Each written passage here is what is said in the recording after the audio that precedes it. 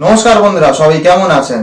আজ আমি আপনাদের বলবো যে কোনো ব্যক্তির ওপরেই যদি ভূত প্রেত পিশাচ জিন পড়ি অপশক্তির দৃষ্টি পড়ে বা অপশক্তির ছায়া লাগে, অপশক্তির প্রভাব পড়ে কোনো ব্যক্তির ওপর, যার কারণে সে দিন দিন শুকিয়ে যাচ্ছে, অথবা তার রাতে ঠিক করে ঘুম হচ্ছে না, ঘুমের ঘরে ভয়ানক স্বপ্ন দেখছে, বিকট বিকট স্বপ্ন, সে ঘুমের ঘরে কেঁদে উঠছে বা আটকে উঠছে, লাফিয়ে উঠছে, ঘুমানো তার কাছে যেন দুর্বিষহ ব্যাপার হয়ে দাঁড়িয়েছে।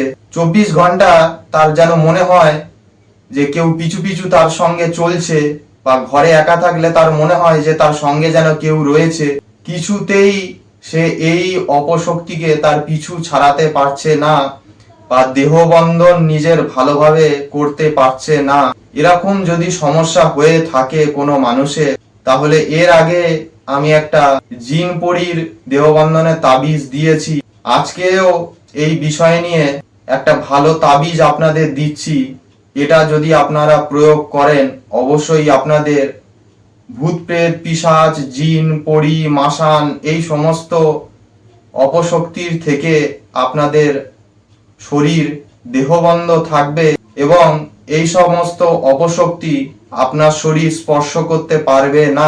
এই তাবিজটি তৈরি করতে গেলে আপনাকে সর্বপ্রথমে মাত্র দুটো জিনিস জোগাড় করতে হবে, যেটি একটি খরচা সাপেক্ষ ব্যাপার।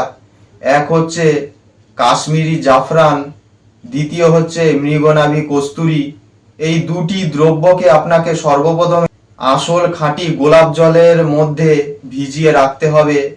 বেশ ঘন্টাখানেক ভিজে যাওয়ার পরে যখন আপনি দেখবেন ওই গোলাপ জলে ভেজানো কাশ্মীরি জাফরান কেশরটি এবং মৃগনাভি কস্তুরীটি ভালোভাবে মিশে কালির মতো তৈরি হয়েছে।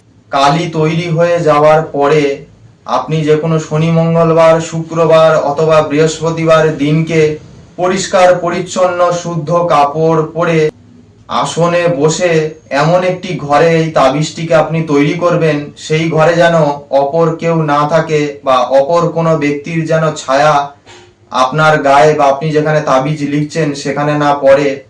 ঘরেতে আপনি অবশ্যই 5টি ধূপ জ্বেলে নেবেন, নিজের গায়ে ভালোভাবে আতর মেখে নেবেন।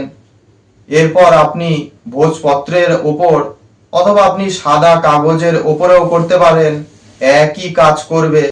আপনি ফাউন্টেন পেন অথবা ডালিম গাছের ডালের কলম বানিয়েও আপনি লিখতে পারেন।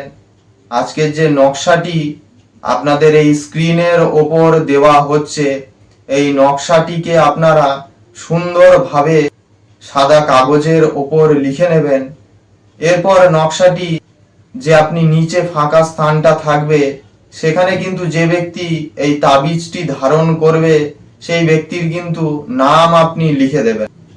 এরপর ভালোভাবে ওই কালি শুকিয়ে যাওয়ার পর ওই তাবিজের ওপরে আপনি একটু আতর ঠেকিয়ে বা ছুঁয়ে দেবেন, যাতে ওই তাবিজে আতরের স্পর্শ পায়। আর অবশ্যই মনে রাখবেন, তাবিজ লেখাকালীন লেখার সময়তে এই ক্রিয়াকর্ম করার সময়তে আপনি কিন্তু ভুলেও কারোর সঙ্গে কথা বলবেন না। এক মনে চুপচাপ হয়ে আপনি তাবিজটিকে করবেন। এরপর আপনি ওই তাবিজটিকে যে কোনো মাদুলির মধ্যে ভরে দিয়ে মৌচাকের মোম দিয়ে মুখটি বন্ধ করে দিয়ে, যে ব্যক্তির শরীরে এরকম জিন ভূত প্রেত পিশাচের সমস্যা হচ্ছে তার গলায় আপনি ধারণ করতে দিয়ে দেবেন। যদি সে গলায় না ধারণ করতে পারে, তাহলে পুরুষ হলে ডান হাতে এবং নারী হলে বাঁ হাতে ধারণ করবে তাবিজটি।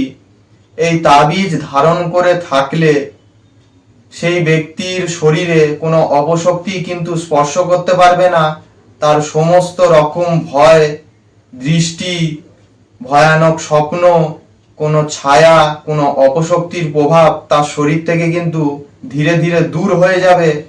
আর যদি গুরুতর কোনো সমস্যা হয়ে থাকে, তাহলে যারা এই ভূত প্রেত পিশাচ জিন জিন্নাত পরী ব্রহ্ম রাক্ষস মাসান এইসব ছাড়াতে যারা অভ্যস্ত, দীর্ঘদিনের যাদের কলা কৌশল জানা রয়েছে, সাধন বল রয়েছে, সেরকম কোনো আপনাদের তান্ত্রিক গুণীন ব্যক্তির সঙ্গে যোগাযোগ করা উচিত। তার কাছ থেকে এটি চিরতরে মুক্তি পাওয়ার উপায় করে নেওয়া উচিত। আর যারা এই আমার তাবিজ মাদুলি দেখে আমার চ্যানেল থেকে তৈরি করেন, তাদের যদি কোনো সাধন বল না থাকে, গুরু না থাকে, সাধন ভজনের জোর না থাকে, তাদের তো আমি বলবো একদমই এই ভূত প্রেত পিশাচ মাসান জিন পরীর ছাড়ানো তাড়ানো দূর করা এইসব বিষয়তে পা না বাড়ানোই ভালো, কারণ এতে তার বিপদ হতে পারে। শুধু সাধনার জোর না থেকে সামান্য এই তাবিজ মাদুলি দিয়ে কিছু হয় না। এই সব দূর করতে গেলে অবশ্যই সাধন ভজনের জোর থাকা চাই। তা যাই হোক, আজকের ভিডিওটি যদি আপনাদের ভালো লেগে থাকে তাহলে অবশ্যই লাইক দেবেন এবং বন্ধু বান্ধব কাছের মানুষকে জানতে সাহায্য করুন, যাতে তারা এই বিপদের হাত থেকে মুক্তি পায়। ভিডিওটি ভালো লাগলে অবশ্যই শেয়ার করবেন। ভিডিওটি পুরো দেখার জন্য সকলকে অনেক ধন্যবাদ। নমস্কার। হর হর মহাদেব। জয় মা দক্ষিণাকালী।